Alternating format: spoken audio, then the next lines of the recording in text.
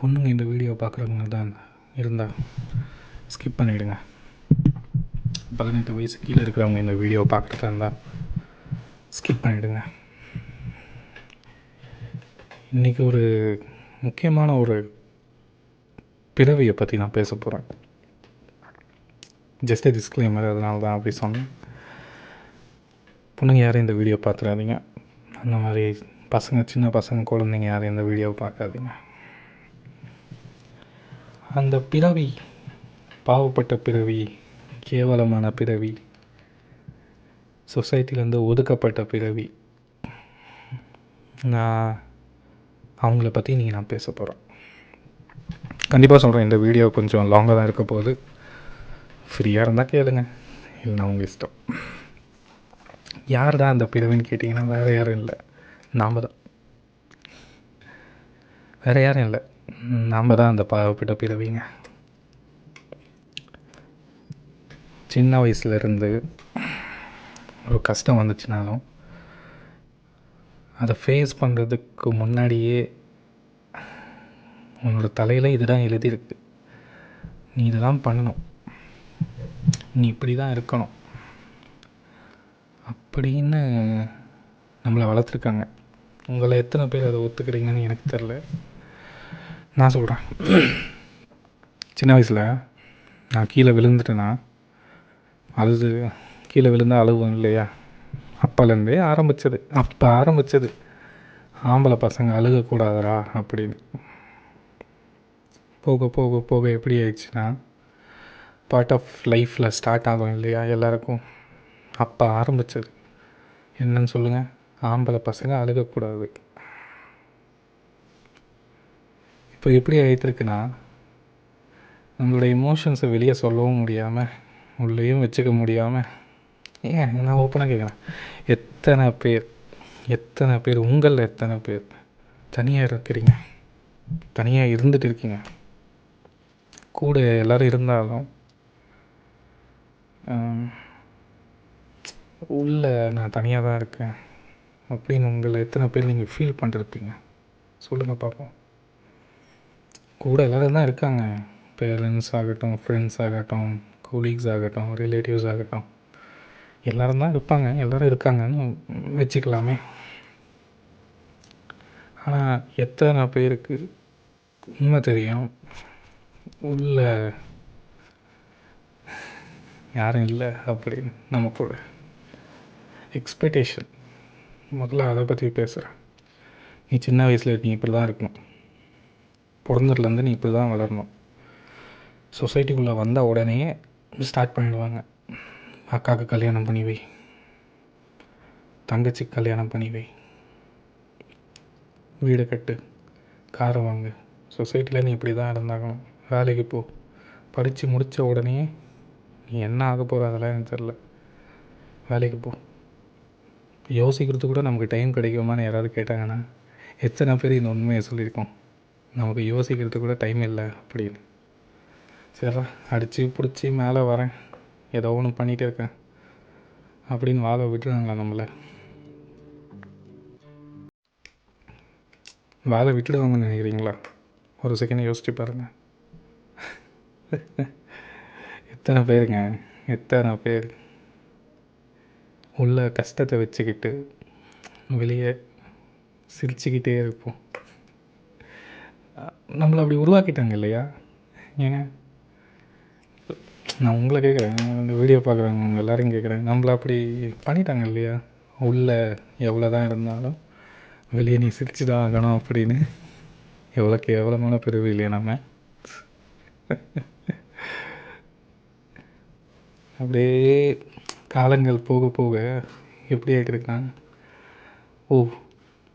நிறைய பேர் சொல்லுவாங்க, நிறைய பொண்ணுங்க ஜென்ரலாக எனக்கு ஃப்ரெண்ட்ஸ் இருக்காங்க, நிறைய பேர் என்கிட்டையும் கேட்டிருக்காங்க, உனக்கு எமோஷன்ஸே இருக்காதா? உனக்கு எமோஷன்னா என்னன்னு தெரியாதா? உனக்கு எமோஷனே வராதா அப்படின்னு என்னை கேட்பாங்க. வராதுன்னு தான் நான் சொல்லுவேன். இல்லை, எனக்கு அது வராது, எனக்கு தெரியாது அப்படின்னு. ஏன்னு நமக்கு தெரியும், ஏன் நமக்கு தான் ஆன்சர் தெரியும். ஆக்சுவலாக இப்போ நீங்கள் இந்த வீடியோ பார்க்குறவங்களா இருந்தால் உங்களுக்கு அந்த ஆன்சர் கிடச்சிருக்கும். யூஸ் இல்லை இல்லையா பெருசாக.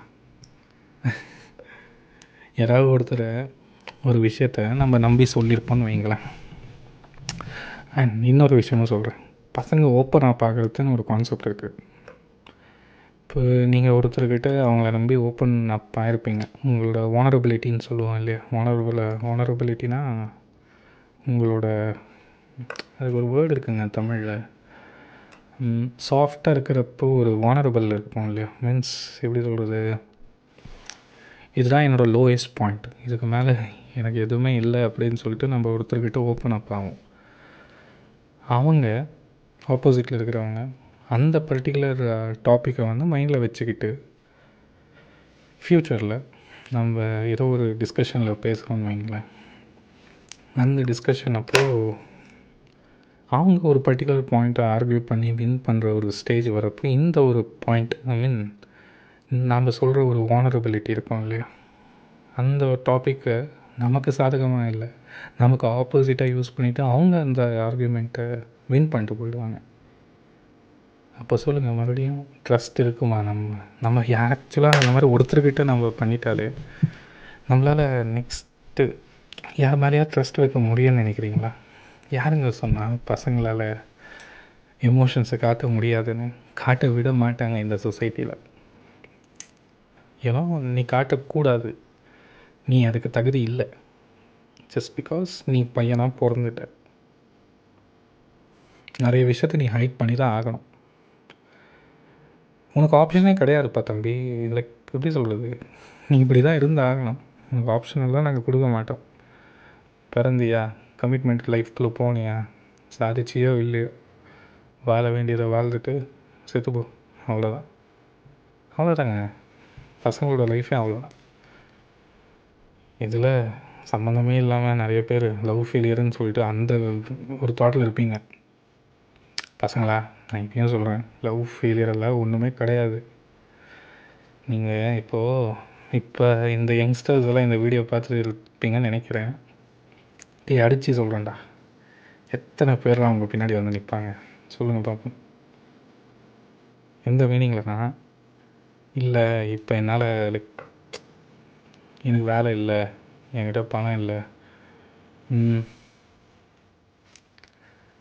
என்னால் இப்போ முடியல, யாராவது வந்து ஹெல்ப் பண்ணுங்கள் அப்படின்னு நீங்கள் இந்த லவ் எல்லாம் முடிச்சுட்டு அந்த ஒரு part of next life, next இதுக்கு போவீங்க இல்லையா, கமிட்மெண்ட் லைஃப். அப்போ திரும்பி பாருங்கள் எத்தனை பேர் உங்கள் கூட வந்து நிற்பாங்கன்னு. ஏன் நீங்கள் லவ் பண்ணுற பொண்ணுங்களே வருவாங்களான்னு கொஞ்சம் யோசிங்க டே. வாய்ப்பே இல்லை. அந்த பார்ட் ஆஃப் லைஃப்பையும் பார்த்துட்டேன். ஸோ யாரையும் நம்பாதீங்க, நான் ஓப்பனாக சொல்கிறேன், எவனையும் நம்பாதீங்க, யாரையும் நம்பாதீங்க. ரொம்ப மோசமான உலகம் தான் இது, ரொம்ப குரியலான வேர்ல்டு, ரொம்ப மோசமான வேர்ல்டு.